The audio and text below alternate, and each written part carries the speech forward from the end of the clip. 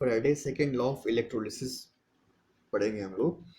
तो पिछले वाले वीडियो में मैंने आपको बताया कि Friday first law of electrolysis क्या होता है और इलेक्ट्रोकेमिकल इक्विवेलेंस कांस्टेंट क्या होता है।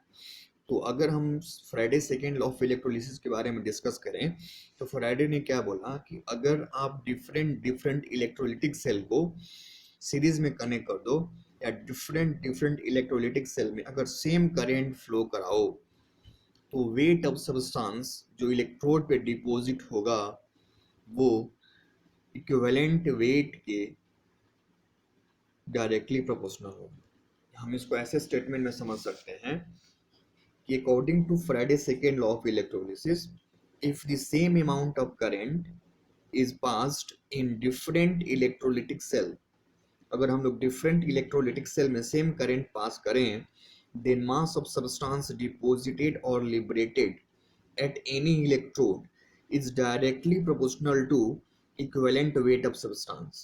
मतलब अगर हम इसको डायग्राम्स ऐसे समझ सकते हैं कि अगर हम लोग डिफरेंट डिफरेंट इलेक्ट्रोलिटिक सेल को सीरीज में कनेक्ट करते हैं तो डिफरेंट डिफरेंट इलेक्ट्रोलिटिक सेल को सीरीज में कनेक्ट करने का मतलब ये हुआ कि जो भी सेल हमने यहाँ पे लिया हुआ है सब में सेम करंट फ्लो करेगा। तो उसने ये बोला कि अगर डिफरेंट डिफरेंट इलेक्ट्रोलिटिक सेल में सेम करंट फ्लो हो रहा है तो इसमें जो वेट ऑफ सब्सटेंस डिपॉजिट और लिबरेट होगा वो इक्विवेलेंट वेट के डायरेक्टली प्रोपोर्शनल होगा। मींस अगर हम लोग बात करें फर्स्ट सेल के बारे में तो हमने एज्यूम किया कि फर्स्ट सेल में W1 सब्सटेंस डिपॉजिट हुआ तो ये अपने इक्विवेलेंट वेट के डायरेक्टली प्रोपोर्शनल होगा। मतलब हम लोग यहाँ से बोल सकते हैं कि जो W1 जो होगा वो डायरेक्टली प्रोपोर्शनल टू हो जाएगा E1।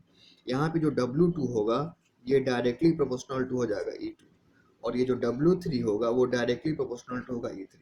जहाँ पे W1 W2 W3 क्या है, डिफरेंट डिफरेंट सेल में इलेक्ट्रोड पे डिपॉजिटेड वेट का यहाँ पे दिया हुआ है और E1 E2 क्या है, ये इक्विवेलेंट वेट है, जो वेट डिपॉजिट हुआ है या लिबरेट हुआ है वो उसका इक्विवेलेंट वेट है रिस्पेक्टिवली। तो इसने क्या बोला कि W1 अपॉन E1 यहाँ पे क्या हो जाएगा, कांस्टेंट हो जाएगा। यहाँ से क्या हो जाएगा, W2 अपॉन E2 क्या हो जाएगा, कांस्टेंट हो जाएगा। और यहाँ से क्या हो जाएगा, W3 अपॉन E3 क्या हो जाएगा, कांस्टेंट हो जाएगा। इसको अगर हम लोग और डिफाइन करें तो W1 क्या है, तो W1 यहाँ पे वेट है। E1 क्या है, तो E1 यहाँ पे इक्विवेलेंट वेट है। E1 is equivalent weight. तो इसने बोला कि वेट और इक्विवेलेंट वेट जो होगा वो क्या होगा, कांस्टेंट होगा। तो अगर wait upon equivalent wait constant हुआ तो हम लोग ये भी जानते हैं कि जो वेट अपॉन इक्विवेलेंट वेट होता है वो नंबर ऑफ ग्राम इक्विवेलेंट के बराबर होता है। तो इसका मतलब ये हुआ कि डिफरेंट डिफरेंट हमने यहाँ पे जो सेल लिया हुआ है, तीनों हमने जो सेल लिया हुआ है इसका वेट और इक्विवेलेंट वेट कांस्टेंट है। इसका मतलब ग्राम इक्विवेलेंट कांस्टेंट है। तो हम लोग ये भी बोल सकते हैं कि gram equivalent of first cell equal to gram equivalent of second cell equal to gram equivalent of third cell. तो जो भी इलेक्ट्रोड पे जो सब्सटेंस डिपॉजिट और लिबरेट होगा तो उसका जो ग्राम इक्विवेलेंट है वो क्या होगा, कांस्टेंट होगा। सबका ग्राम इक्विवेलेंट जो होगा सब्सटेंस का वो क्या होगा, कांस्टेंट होगा।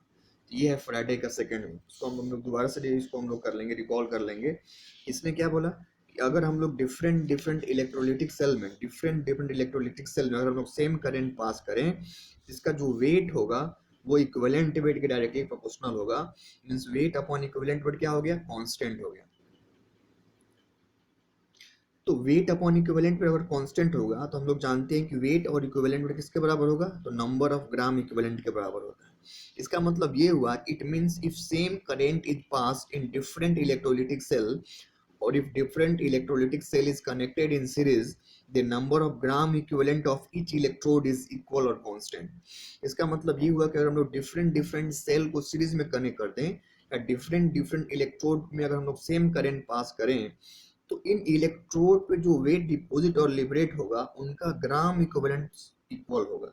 Means gram equivalent of substance deposited on this electrode equal to gram equivalent of substance deposited on this electrode equal to gram equivalent of substance deposited on this electrode equal to gram equivalent of substance deposited on this electrode and like this। Means जितने भी हमने यहाँ पे electrode लिया हुआ है, हमने यहाँ पे 6 इलेक्ट्रोड लिया हुआ है तो 6वें इलेक्ट्रोड पर जो भी सब्सटेंस डिपॉजिट और लिबरेट होगा उसका नंबर ऑफ ग्राम इक्विवेलेंट या नंबर ऑफ इक्विवेलेंट जो होगा वो सबका इक्वल होगा। ये बहुत ही इंपॉर्टेंट स्टेटमेंट था। तो अगर सबका ग्राम इक्विवेलेंट इक्वल है तो अगर किसी एक का डेटा दिया हो तो हम लोग बाकी लोगों का हम लोग निकाल सकते हैं। ये फ्राइडे का सेकेंड लॉ हो गया। इसको हम लोग थोड़ा सा और डिटेल में डिस्कस करें। इसका मतलब ये हुआ कि W/E1 W2/E2 W3/E3 क्या हो गया, कांस्टेंट हो गया। मतलब सबका ग्राम इक्विवेलेंट क्या हो जाएगा, इक्वल हो जाएगा। अब थोड़ा सा हम लोग डिस्कस करेंगे कि ग्राम इक्विवेलेंट कॉन्सेप्ट को हम लोग थोड़ा समराइज करते हैं। तो हम लोग जानते हैं कि जो इक्विवेलेंट वेट होता है वो molecular weight by n factor होता है। अगर आपको इक्विवेलेंट वेट फाइंड करना हो तो सब्सटेंस के मॉलिक्यूलर वेट में उसका एन फैक्टर से डिवाइड कर दो। जैसे अगर हमें पता अब एन फैक्टर क्या होता है, तो एन फैक्टर वैलेंसी फैक्टर का मतलब होता है। अगर हम लोग कैटायन एनायन का देखें तो कैटायन का एन फैक्टर क्या होता है, तो इस कैटायन पे जितना भी चार्ज का मैग्नीट्यूड होगा वो उसका एन फैक्टर हो जाएगा। जैसे मान मान लेते हैं हम लोग यहाँ पे मैग्नीशियम में +2 चार्ज है, इसका एन फैक्टर कितना हो जाएगा, 2 हो जाएगा।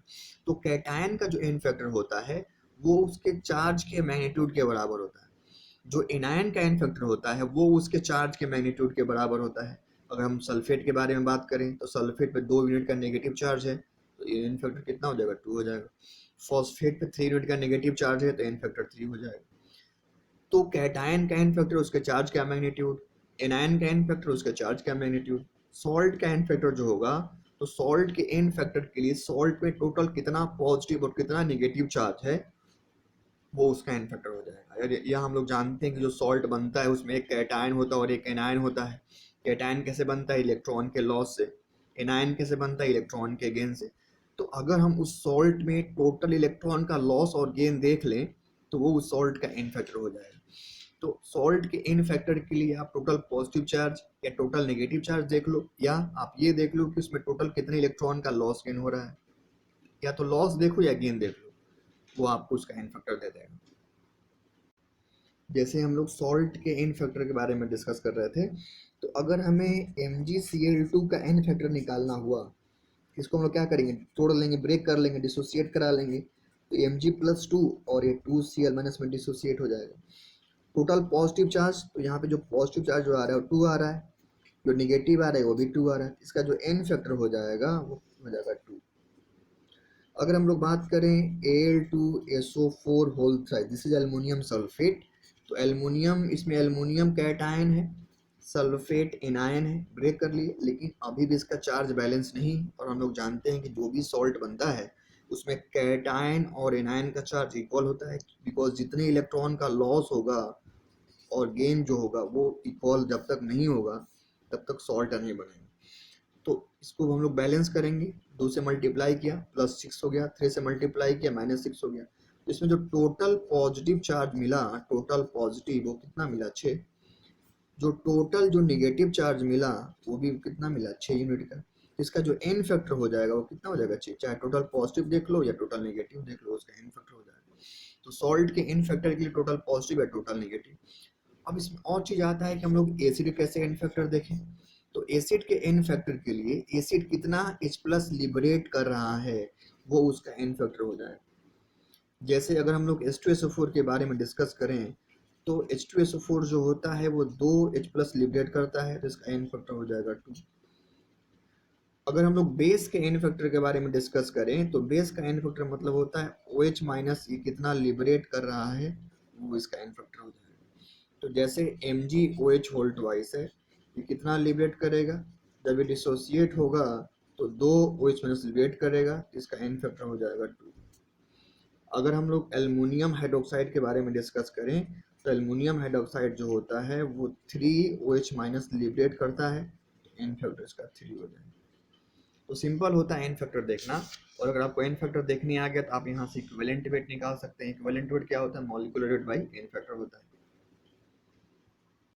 तो हमने यहाँ पे देख लिया कि जो इक्विवेलेंट वेट होता है वो होता है molecular weight by n factor.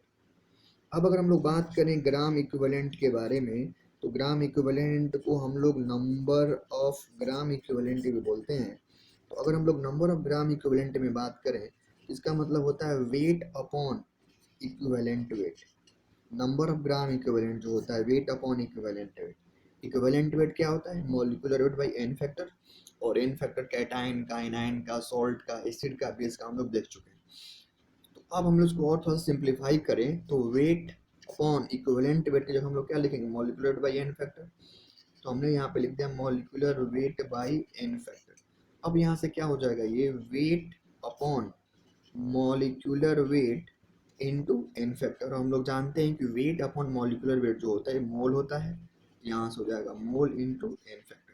तो यहाँ से एक हम लोग नया टर्म डिफाइन किए कि नंबर ऑफ ग्राम इक्विवेलेंट जो हो जाएगा वो हो जाएगा मोल इनटू